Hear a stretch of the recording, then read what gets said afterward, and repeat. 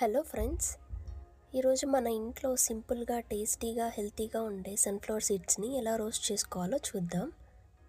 ముందుగా కొంచెం వాటర్లో ఒక పించ్ సాల్ట్ మిక్స్ చేసి పక్కన పెట్టుకోవాలి. నేను ఇక్కడ 100 గ్రామ్స్ రా సన్ఫ్లవర్ సీడ్స్ తీసుకున్నాను. ఇప్పుడు సన్ఫ్లవర్ సీడ్స్ని ప్యాన్లో వేసుకొని మీడియం ఫ్లేమ్ మీద రోస్ట్ చేసుకోవాలి.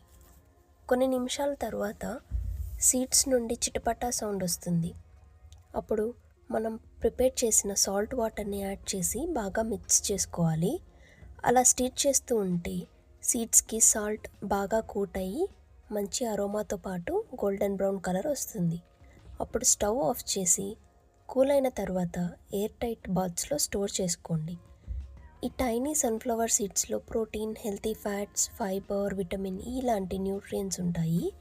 కాబట్టి ఇవి టేస్టీ స్నాక్ మాత్రమే కాదు, మన డైలీ న్యూట్రిషన్కి కూడా మంచి అడిషన్. కానీ ఒక చిన్న రిమైండర్, బాగున్నాయి కదా అని అలానే తింటూ ఉండకండి.